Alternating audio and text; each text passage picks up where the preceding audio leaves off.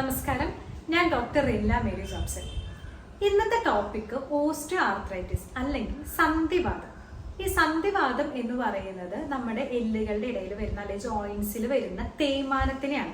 ഇതൊരു ഇൻഫ്ലമേറ്ററി ഡിസീസോ അല്ലെങ്കിൽ റുമറ്റോയിഡ് ആർത്രൈറ്റിസോ പോലും ഒരു ഓട്ടോ ഇമ്മ്യൂൺ ഡിസോർഡർ അല്ല. ഇത് നമ്മുടെ ജോയിൻസിന്റെ അമിതമായിട്ടുള്ള ഉപയോഗമോ അല്ലെങ്കിൽ നിരന്തരം വരുന്ന ഇഞ്ചുറീസ് കാരണം സംഭവിക്കുന്നതാണ് ഈ ഓസ്റ്റിയോ ആർത്രൈറ്റിസ് അല്ലെങ്കിൽ സന്ധിവാതം. ഈ ഓസ്റ്റിയോ ആർത്രൈറ്റിസ് എഫക്ട് ചെയ്യുന്നത് നമ്മുടെ ജോയിൻസിനാണ്. ഈ ജോയിൻസ് എന്ന് പറയുന്നത് നമ്മുടെ രണ്ട് എല്ലുകൾ കൂടി ചേരുന്ന ഭാഗത്തിനാണ് ജോയിൻസ് എന്ന് പറയുക. ഈ എല്ലിന് ചുറ്റും കാർട്ടിലേജ് ഉണ്ടാകും, കാർട്ടിലേജിന് ചുറ്റും സിനോവിയ ഉണ്ടാകും.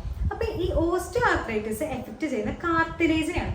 കാർട്ടിലേജ് എന്ന് പറയുന്നത് എല്ല് പോലെ അത്ര കട്ടിയില്ല, എന്നാൽ ഫ്ലൂയിഡും അല്ല, ഒരു ഇലാസ്റ്റിക് ഒരു രീതിയിലാണ്. ഈ കാർട്ടിലേജ് ആണ് നമ്മുടെ ജോയിൻസിന് ആ ഒരു സ്ട്രക്ചർ കൊടുക്കുന്നതും അതുപോലെ തന്നെ ബോൺസിന് ആ ഒരു സപ്പോർട്ടൊക്കെ കൊടുക്കുന്നത് ഈ കാർട്ടിലേജ് ആണ്. ഈ കാർട്ടിലേജ് ഉണ്ടാക്കിയിരിക്കുന്നത് കോൺഡ്രോസൈറ്റ്സ് എന്ന് പറയുന്ന ഒരു സെൽസ് വെച്ചിട്ടാണ്. അപ്പോൾ ഈ ഓസ്റ്റിയോ ആർത്രൈറ്റിസ് ഉള്ള ആൾക്കാരിൽ ഈ കോൺഡ്രോസൈറ്റ്സ് ഉണ്ടാകാതെ വരികയും അത് നശിക്കുകയും അതുമൂലം കാർട്ടിലേജിനെ എഫക്ട് ചെയ്യുകയും ചെയ്യും. അപ്പൊ ഈ കാർട്ടിലേജിനെ എഫക്ട് ചെയ്ത് കഴിഞ്ഞാൽ പൊതുവെ ജോയിൻസിൽ ഈ ബോൺസ് തമ്മിൽ കുറച്ച് അകലം ഉണ്ടാവും.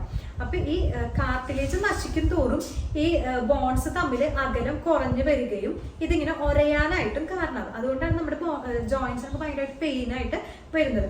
അതുമാത്രമല്ല, ഈ എല്ലുകൾ അടുക്കും തോറും ഇതിന് കൂർത്ത് വരാനായിട്ട് തുടങ്ങും. അതിനാണ് ഓസ്റ്റിയോഫൈറ്റ്സ് എന്ന് പറയുന്നത്. അതുപോലെ തന്നെ അടുത്ത് വരുമ്പോൾ സബ് കോൺട്രിയൽ സിസ്റ്റ് എന്ന് പറയും. കുഞ്ഞു കുഞ്ഞു ഓട്ടകൾ പോലെയൊക്കെ ആയിട്ട് വരാനും തുടങ്ങും. അപ്പൊ ഇങ്ങനെയാണ് ഓസ്റ്റിയോ ആർത്രൈറ്റിസിൽ ആ ഒരു പ്രോസസ്സ് നടക്കുന്നത്. ഇനി റുമറ്റോയിഡ് ആർത്രൈറ്റിസ് പോലെ ഇത് പെട്ടെന്ന് വരുന്ന ഒരു അസുഖമല്ല. ഓസ്റ്റിയോ ആർത്രൈറ്റിസ് ചിലപ്പോൾ വർഷങ്ങൾ എടുത്തിട്ടായിരിക്കും ഇത് വരും, പയ്യെ ഇത് വരുള്ളൂ. ഇതിന്റെ സിംറ്റംസ് അല്ലെങ്കിൽ ലക്ഷണങ്ങൾ എന്ന് പറയുന്നത് എഫക്ട് ചെയ്തിരിക്കുന്ന ജോയിൻസിൽ വേദനയും അതുപോലെ തന്നെ സ്റ്റിഫ്നെസ് ഉണ്ടാകും. സ്റ്റിഫ്നെസ് എന്ന് പറഞ്ഞു കഴിഞ്ഞാൽ ഒരു മൂവ്മെന്റ് എടുക്കാനായിട്ട് ഒരു കട്ടിയൊക്കെ ഉള്ളൊരു അവസ്ഥ.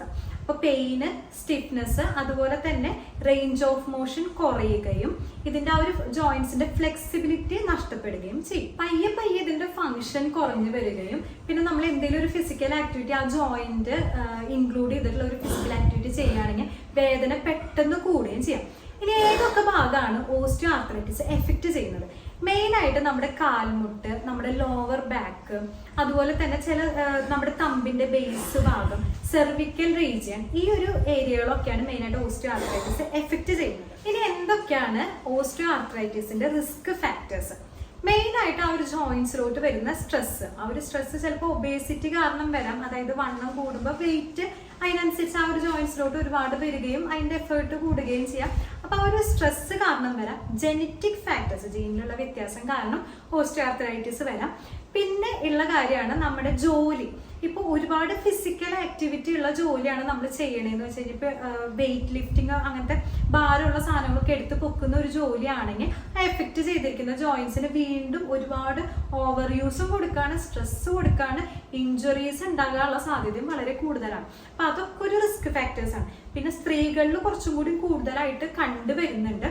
പിന്നെ ഒരുപാട് ആ ഒരു എഫക്ട് ചെയ്തിരിക്കുന്ന ജോയിൻസിനെ വീണ്ടും വീണ്ടും യൂസ് ചെയ്തുകൊണ്ടിരിക്കുക. ഇതൊക്കെയാണ് ഇതിന്റെ റിസ്ക് ഫാക്ടേഴ്സ്. ഇപ്പൊ സ്പോർട്സ് ആക്ടിവിറ്റീസ് ഉള്ള ആൾക്കാരാണെങ്കിലും ഒരുപാട് ഫിസിക്കൽ ആക്ടിവിറ്റീസ് ഉള്ള ആൾക്കാരിനെ ആണെങ്കിലും ആ ഒരു ജോയിൻസിനെ ഇത് എഫക്ട് ചെയ്യും. സ്പോർട്സ് ആക്ടിവിറ്റീസ് എന്നൊക്കെ പറയുമ്പോൾ നമുക്ക് അറിയാം, ചെറിയ ഫിസിക്കൽ ആക്ടിവിറ്റി ഒന്നും ആയിരിക്കില്ല അവർ ചെയ്യുക. അപ്പൊ അത് കാരണം ഇഞ്ചുറീസും ധാരാളം ഉണ്ടാകാം. അപ്പൊ ഇതൊക്കെയാണ് ഇതിന്റെ റിസ്ക് ഫാക്ടേഴ്സ് വരുന്നത്. ഇനി എങ്ങനെ ഇത് മാനേജ് ചെയ്യാം? നമുക്ക് മാനേജ് ചെയ്യാനായിട്ട് മെയിൻ ആയിട്ട് എക്സസൈസുകൾ കൊടുക്കാം. സ്ട്രെങ്തനിങ് എക്സസൈസുകളാണെങ്കിലും അതുപോലെ തന്നെ ഫ്ലെക്സിബിലിറ്റി കൂട്ടാനായിട്ട് ഞാൻ പറഞ്ഞല്ലോ, റേഞ്ച് ഓഫ് മോഷൻ കുറയും, അതുപോലെ തന്നെ ആ ഒരു സ്റ്റിഫ്നെസ്സും ഉണ്ടാവും. അപ്പൊ അത് കുറയ്ക്കാൻ വേണ്ടിയിട്ട് നമുക്ക് ഫ്ലെക്സിബിലിറ്റി കൂട്ടാനൊക്കെ ആയിട്ട് സ്ട്രെച്ചിങ് എക്സസൈസുകളൊക്കെ നമുക്ക് കൊടുക്കാനായിട്ട് പറ്റും. പിന്നെ പെയിൻ മാനേജ്മെന്റിനാണെങ്കിലും നമുക്ക് അക്യുപഞ്ചർ ആണെങ്കിലും മസാജ് ആണെങ്കിലും ഒക്കെ നമുക്ക് കൊടുക്കാം. പെയിൻ മാനേജ്മെന്റിന് ഇനിയും കുറച്ച് ട്രീറ്റ്മെന്റുകൾ ഉണ്ട്. അത് ഡോക്ടറിനെ ആയിട്ട് കൺസൾട്ട് ചെയ്ത് ഡോക്ടറുടെ നിർദ്ദേശപ്രകാരം ചെയ്യുക. പിന്നെ ഹോട്ട് ആയിട്ടുള്ളതും കോൾഡ് ആയിട്ടുള്ള ട്രീറ്റ്മെന്റുകൾ, ഇപ്പോൾ ഇൻഫ്ലമേഷൻ പോലത്തെ കണ്ടീഷനൊക്കെ ഉണ്ടെങ്കിൽ നമുക്ക് കോൾഡ് പാക്കുകളൊക്കെ നമുക്ക് സജസ്റ്റ് ചെയ്യാനായിട്ട് പറ്റും. ഇപ്പം ഒരുപാട് പെയിൻ കുറയ്ക്കണം എന്നുണ്ടെങ്കിൽ നമുക്ക് ഹോട്ട് ബാഗ് കാര്യങ്ങളൊക്കെ യൂസ് ചെയ്യാനായിട്ടും പറ്റും. അപ്പോൾ ഇതൊക്കെയാണ് ഓസ്റ്റിയോ ആർത്രൈറ്റിസ് എങ്ങനെ മാനേജ് ചെയ്യണം എന്നുള്ളത്. പിന്നെ മെയിനായിട്ട് പേഷ്യൻറ്റിന് തന്നെ അവരുടെ ആ ഒരു ഡിസീസിനെ പറ്റിയിട്ട് അറിഞ്ഞിരിക്കണം. എനിക്ക് ഇതുകൊണ്ടാണ് വരുന്നത്, അപ്പോൾ ഒരുപാട് ആ ജോയിൻസിന് പ്രഷർ കൊടുത്തു കഴിഞ്ഞ് കഴിഞ്ഞാൽ ആ ഒരു സിംറ്റംസ് ഒക്കെ വേഴ്സൺ ആവുകയുള്ളൂ, മാറാനായിട്ട് ബുദ്ധിമുട്ടാകും എന്നുള്ളത് ഇവർക്ക് തന്നെ ബോധ്യം ഉണ്ടാകണം. അല്ലെങ്കിൽ ഈ ഓസ്റ്റിയോആർത്രൈറ്റിസ് ആണ് എന്നറിഞ്ഞിട്ട് എഗെയിൻ ആ ഒരു ജോയിൻസിലോട്ട് വീണ്ടും ആ ഒരു വർക്ക് ലോഡ് കൊടുക്കുകയാണെങ്കിൽ ഇതൊരിക്കലും മാറില്ല. അപ്പം മെയിനായിട്ട് ആ ഒരു പേഷ്യൻസിന് സ്വയമേ വിചാരം ഉണ്ടാകണം. പിന്നെ നെക്സ്റ്റ് എന്ന് പറയുന്നത് ഡയറ്റിൽ നമുക്ക് എങ്ങനെ ശ്രദ്ധിക്കാം. ഡയറ്റിൽ vitamin C, vitamin E, vitamin D, അതുപോലെ തന്നെ കാൽസ്യം അടങ്ങിയിരിക്കുന്ന ഭക്ഷണങ്ങൾ, ഒമേഗ 3 അടങ്ങിയിരിക്കുന്ന ഭക്ഷണങ്ങൾ, ഈ പറഞ്ഞ എല്ലാ കാര്യങ്ങളും നമ്മുടെ ഇലവർഗ്ഗങ്ങളിലാണെങ്കിലും നട്ട്സുകൾ, സീഡ്സുകളാണെങ്കിൽ sesame seed, chia seeds, flax seed, pumpkin seed, അങ്ങനെയുള്ള സീഡ്സുകൾ ധാരാളം ഉണ്ട്. പിന്നെ ധാരാളം വെള്ളം കുടിക്കുക, പിന്നെ ധാരാളം ഇലവർഗ്ഗങ്ങളുള്ള ഭക്ഷണങ്ങൾ കഴിക്കുക, പാല്, മുട്ട, കാൽസ്യം അടങ്ങിയിരിക്കുന്ന ഭക്ഷണങ്ങളാണ് പാല്, മുട്ട കാര്യങ്ങളൊക്കെ. അപ്പോൾ തൈരിലാണെങ്കിൽ ധാരാളം കാൽസ്യം ഉണ്ട്, അപ്പോൾ കാൽസ്യം അടങ്ങിയിരിക്കുന്ന ഭക്ഷണങ്ങൾ എടുക്കുക. പിന്നെ അവോയ്ഡ് ചെയ്യേണ്ട ഭക്ഷണങ്ങളാണ് ഒരുപാട് ഓയിൽ അടങ്ങിയിരിക്കുന്ന ഭക്ഷണങ്ങൾ, ഫാസ്റ്റ് ഫുഡ്, ജങ്ക് ഫുഡ്, അങ്ങനത്തെ ഭക്ഷണങ്ങളൊക്കെ ഒഴിവാക്കുക. ഷുഗർ അടങ്ങിയിരിക്കുന്നതാണെങ്കിൽ ബേക്കറി പ്രൊഡക്ട്സ് ആണെങ്കിലും മൈദ പോലത്തെ കാര്യങ്ങൾ ഒഴിവാക്കുക. അപ്പോൾ ഇതാണ് നമ്മൾ ഓസ്റ്റിയോആർത്രൈറ്റിസിന് ചെയ്യേണ്ട കുറച്ച് കാര്യങ്ങൾ. അപ്പോൾ എന്താണ് ഓസ്റ്റിയോആർത്രൈറ്റിസ് എന്നുള്ളത്, എങ്ങനെ വരുന്നു, എന്തൊക്കെ റീസണുകളാണ് ഓസ്റ്റിയോആർത്രൈറ്റിസിന് കൂട്ടുന്ന, എന്തൊക്കെ ലക്ഷണങ്ങളാണ്, എങ്ങനെ നമുക്ക് മാനേജ് ചെയ്യാം എന്നുള്ളത് നമ്മുടെ ഈ വീഡിയോയിലൂടെ മനസ്സിലായി കാണും. അപ്പോൾ നിങ്ങൾക്ക് ഇത് ഉപകാരപ്പെട്ടിട്ടുണ്ടെങ്കിൽ ബാക്കിയുള്ളവർക്കും കൂടി ഇത് ഷെയർ ചെയ്യുക. അപ്പോൾ വേറൊരു വീഡിയോ ആയിട്ട് ഞാൻ പിന്നൊരു ദിവസം വരെ. This is doctor Reela Mary Jobson signing off.